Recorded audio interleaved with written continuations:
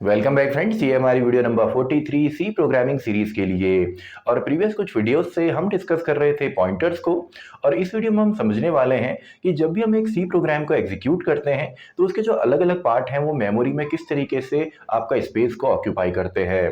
तो इस वीडियो में हमको स्टैक ओवरफ्लो का कॉन्सेप्ट यहाँ पे समझ में आएगा, और बाकी जो मेमोरी लोकेशंस हैं जैसे आपका हीप है या आपका ग्लोबल वेरिएबल है, स्टैटिक है, इनको हम यहाँ पे समझेंगे। तो इसके लिए डायरेक्टली एक कोड मैं यहाँ पे लिखने वाला हूँ और उसके इक्विवेलेंट आपका जो मेमोरी का यहाँ पे स्ट्रक्चर है वो भी हम समझेंगे। तो स्टार्ट करते हैं। सबसे पहले मैं डायरेक्टली यहाँ पे एक कोड लिखता हूँ जिसको हम डायरेक्टली यहाँ पे देखेंगे कि कैसे इसको हम मेमोरी के अंदर अलग अलग पार्ट्स में डिवाइड करते हैं। तो स्टार्ट करते हैं। सबसे पहले सी प्रोग्राम के अंदर हम यहाँ पे इंक्लूड करते हैं हमारी हेडर फाइल, यानी कि standard input output header file को। देन हम यहाँ पे कुछ ग्लोबल वेरिएबल ले लेते हैं। फॉर एग्जांपल इंट ए मैंने यहाँ पे लिखा, और ये ग्लोबल वेरिएबल है क्योंकि ये किसी भी फंक्शन की बॉडी के अंदर नहीं है, तो इसको हम ग्लोबल वेरिएबल बोलते हैं।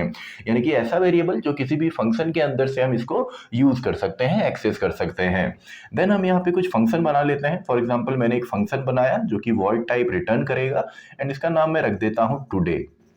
तो टुडे नाम का मैंने एक फंक्शन का डिफाइन मैं यहाँ पे कर रहा हूँ। आप चाहें तो पहले इसका प्रोटोटाइप बना सकते हैं, देन इसको डिफाइन कर सकते हैं, देन आप इसको कॉलिंग करेंगे। तो इसके अंदर कुछ स्टेटमेंट हम मान लेते हैं, एंड इसके अंदर से हम एक और फंक्शन को कॉल कर देते हैं हेलो नाम से। तो दो हमने यहाँ पे फंक्शन बना लिए। अब हेलो को भी हम डिफाइन करेंगे, यानी कि वॉइड हेलो, एंड देन हम सिंपली इसके अंदर भी कुछ स्टेटमेंट है, एंड फाइनली जो हमारा मेन यहाँ पे फंक्शन होता है यानी कि इंट मेन। एंड इसके अंदर से एक तो हम यहाँ पे कॉल करने वाले हैं आपका, एक तो चलो हेलो को हम यहाँ पे कॉल कर देते हैं, और दूसरा हम यहीं से आपका टुडे को भी कॉल कर देते हैं। तो हेलो को हमने कॉल किया, टुडे को कॉल किया, देन सिंपली हमने रिटर्न यहाँ पे किया, रिटर्न 0, एंड हमारा प्रोग्राम जो है क्लोज हो गया। अब यहाँ पे देखिए आपका सिंपल सा है। ये तो आपका सबसे पहले ग्लोबल वेरिएबल है। ग्लोबल वेरिएबल आपको शायद याद हो कि ग्लोबल वेरिएबल ऐसा वेरिएबल होता है जिसको कोई भी फंक्शन के अंदर से हम यूज़ कर सकते हैं, और साथ ही में इसका जो लाइफ टाइम होती है वो भी सबसे ज़्यादा होती है, यानी कि प्रोग्राम जब तक एग्जीक्यूट होगा तब तक हमारा ग्लोबल वेरिएबल भी रहता है। लेकिन इसके अलावा हमारे कुछ लोकल वेरिएबल भी होते हैं, स्टैटिक वेरिएबल भी होते हैं। जैसे मैंने यहाँ पे स्टैटिक एक ले लिया, स्टैटिक मैं यहाँ पे ले लेता हूँ फॉर एग्जाम्पल आपका पी नाम से, एंड साथ ही में एक लोकल वेरिएबल भी मैं ले लेता हूँ इंट आपका टी नाम से। तो ये आपके लोकल वेरिएबल भी है इसमें और स्टैटिक वेरिएबल भी है। तो यहाँ पे देखिए जब भी हम एक प्रोग्राम को क्रिएट करते हैं आपका सी लैंग्वेज के अंदर, तो आपका जो मेमोरी है ये बेसिकली 4 पार्ट में डिवाइड होती है, क्योंकि इसके बाद हमने जो डिस्कस करना है वो है डायनेमिक मेमोरी एलोकेशन, यानी कि डायनेमिकली रन टाइम पे हम यूजर से मेमोरी को एलोकेट करवाएंगे, सॉरी हमारा जो सिस्टम है उससे हम मेमोरी को एलोकेट कर पाएंगे, और ये सभी आपका होता है पॉइंटर्स की मदद से। तो मेमोरी किस तरीके से दिखती है वो हम यहाँ पे समझेंगे।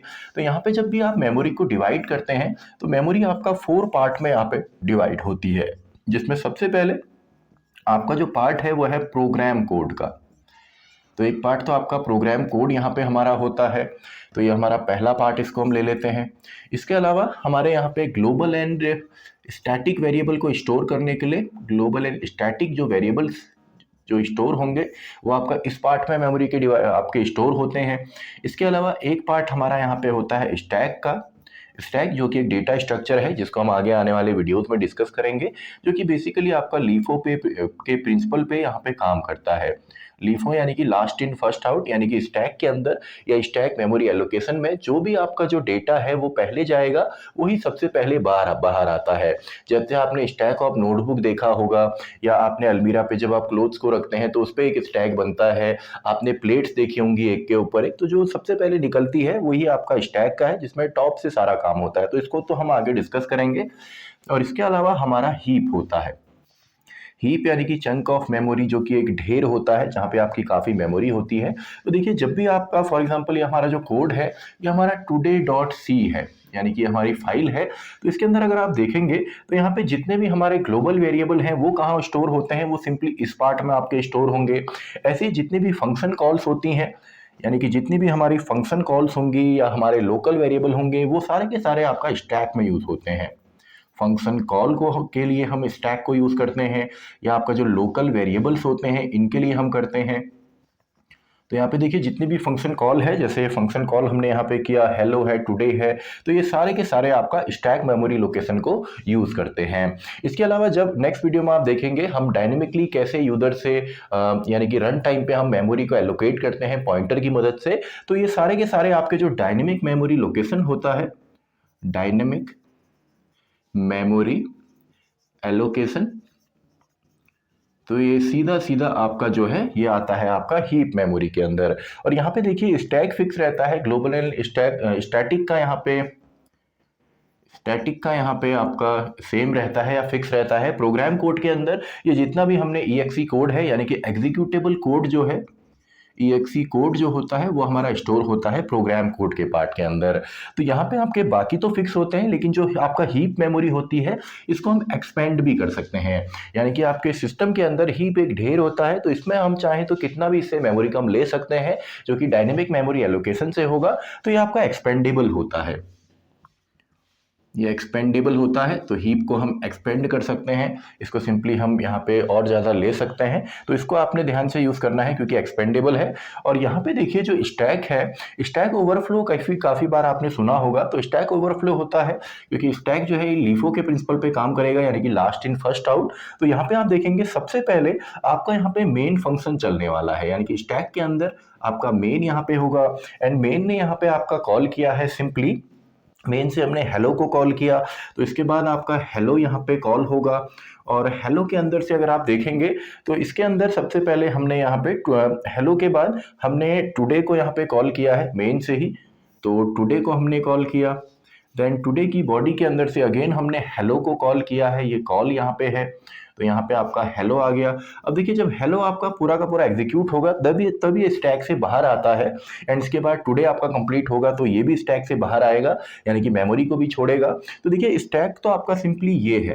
तो स्टैक ओवरफ्लो आपका क्या होगा, जब भी आप स्टैक जो एक स्पेसिफिक स्पेस होता है मेमोरी में, उसमें आपका एक लिमिटेड यहाँ पे स्पेस रहता है। लेकिन अगर आप हर बार यहाँ पे फंक्शन को कॉल करते हैं और आप वहाँ पे कोई कंडीशन लिमिट नहीं लगाते, बेसिकली रिकर्सन अगर आप यूज करते हैं या बार बार आप इसको कॉल करेंगे और उसमें कोई कंडीशन नहीं है इसको रोकने के लिए, और ये मेमोरी स्पेस अगर आपका फुल हो जाता है, तो इसी केस को हम सिंपली स्टैक ओवरफ्लो कहते हैं। यानी कि अब स्टैक ओवरफ्लो हो गया, इसमें ये अब कोई भी नया जो फंक्शन कॉल है उसको एक्सेप्ट नहीं करेगा। तो आई होप आपको समझ में आया होगा कि आपका जो मेमोरी है वो 4 पार्ट में यहाँ पे डिवाइड होती है। जैसे आपका प्रोग्राम कोड है, इसके अलावा ग्लोबल एंड स्टैटिक वेरिएबल है जो बेसिकली यूजर के द्वारा आपके ग्लोबल एंड लोकल वेरिएबल जो बनाए जाते हैं। स्टैक एक ऐसा मेमोरी प्लेस जहाँ पे function call, local variable, recursion, ये सब चीज़ें हमारी यूज़ होती हैं। एंड इसके अलावा जो हमारा यहाँ पे हीप है, हीप में हम हीप की मदद से, यानी कि जो मेमोरी का ढेर है, इसमें से हम जो मेमोरी लेते हैं उसको हम करते हैं डायनेमिक मेमोरी एलोकेशन की मदद से। तो ये हमारा कंप्लीट प्रोग्राम है और मेमोरी के अंदर जो स्पेस है ये इस तरीके से ऑक्यूपाई करता है। और साथ ही में आपको ये भी समझ में आया होगा कि स्टैक ओवरफ्लो किस लिए होता है। तो इसी के साथ हमारी ये वीडियो भी खत्म होती है, वीडियो नंबर 43। तो मैं मिलता हूँ आपसे नेक्स्ट वीडियो में, वीडियो नंबर 44, जहाँ पे हम डिस्कस करेंगे डायनेमिक मेमोरी एलोकेशन को, वीडियो नंबर 44।